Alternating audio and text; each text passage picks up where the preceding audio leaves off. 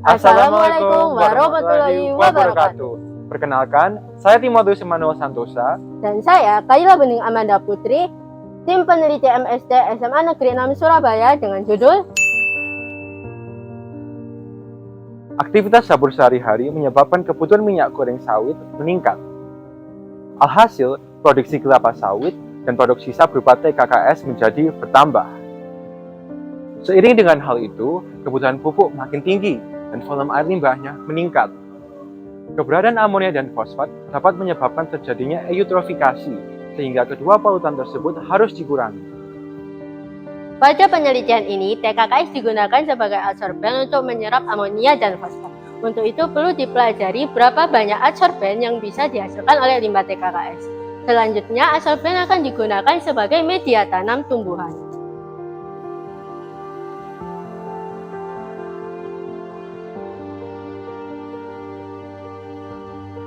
Berdasarkan analisa permasalahan tersebut, maka tujuan penelitian ini adalah 1. Menentukan rendemen absorben dari TKKS, 2. Menentukan kapasitas absorpsi amonia dan fosfat, dan 3. Menentukan laju pertumbuhan tanaman dengan penambahan absorben yang sudah mengandung amonia dan fosfat. Untuk menjawab tujuan penelitian ini, ada 3 tahap utama metode penelitian yang dipakai. 1. Pembuatan absorben, 2. Absorpsi amonia dan fosfat, dan 3.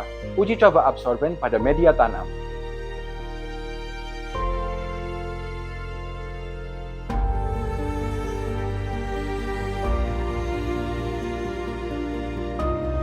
Pembuatan karbon diawali dengan pirolisis TKKS pada suhu tertentu, dilanjutkan dengan pencucian dan pengeringan. Dilakukan variasi penambahan proses oksidasi setelah pirolisis. Karbon aktif dibuat dengan mencampur TKKS dengan larutan asam fosfat. Dilanjutkan dengan proses pemisahan, penetralan, dan pengeringan. Proses adsorpsi diawali dengan mencampur karbon atau karbon aktif dengan larutan amonium klorida dan larutan kalium dihidrogen fosfat. Kemudian dimasukkan ke dalam shaker selama 24 jam pada suhu ruangan. Konsentrasi amonia dan fosfat diukur menggunakan spektrofotometer. Adsorben yang sudah menyerap amonia dan fosfat digunakan sebagai media tanam biji kacang hijau. Uji pengamatan pertumbuhan dilakukan selama 72 jam. Sebagai kontrol, percobaan diulangi menggunakan pupuk NPK komersial dan tanpa penambahan adsorben amonia fosfat.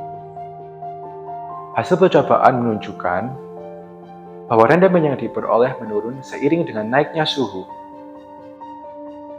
Pencucian absorben baik dengan asam maupun air panas menurunkan rendemen. Kombinasi pirolisis oksidasi menghasilkan rendemen yang lebih rendah dibandingkan perlakuan pirolisis saja. Yang lebih menarik, ternyata proses aktivasi menghasilkan rendemen yang paling tinggi. Hal ini dikarenakan proses aktivasi menghambat pembentukan produk samping tanah. Oleh karena itu, rendemen yang paling tinggi dihasilkan dari kombinasi proses aktivasi dan pirolisis suhu 350 derajat Celcius. Hasil pengukuran kapasitas absorpsi nitrogen menunjukkan adanya peningkatan kapasitas absorpsi seiring dengan naiknya suhu dari 350 sampai 500 derajat Celcius. Kenaikan suhu yang lebih tinggi lagi akan menurunkan kapasitas absorpsi. Kombinasi pirolisis oksidasi memberikan kapasitas absorpsi yang lebih rendah dibandingkan perlakuan pirolisis saja, yaitu sampai 22%. Tahapan aktivasi kimia menurunkan kapasitas absorpsi karena sisi aktif digantikan oleh ion hidrogen.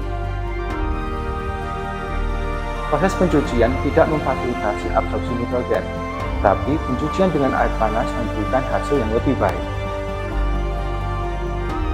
Absorben terbaik dihasilkan dari pirolisis 500 derajat Celcius tanpa pencucian. Hasil pengukuran kapasitas adsorpsi fosfat menunjukkan bahwa perlakuan oksidasi dan aktivasi tidak mempengaruhi kapasitas adsorpsi. Namun pencucian asam dan pencucian air panas dapat meningkatkan kapasitas adsorpsi sampai 24%. Oleh karena itu, adsorben terbaik dihasilkan dari kombinasi pirolisis suhu 500 derajat Celcius dan oksidasi serta pencucian asam.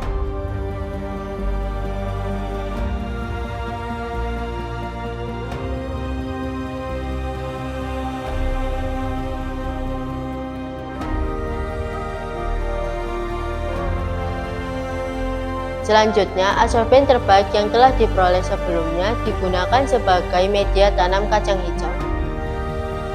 Hasilnya menunjukkan bahwa laju pertumbuhan dari penambahan adsorben amonia fosfat lebih besar daripada air biasa, namun masih lebih rendah daripada pupuk komersial. Hasil dari penelitian ini menunjukkan 1. Adsorben PA350RI memiliki rendemen tertinggi, yaitu 43%.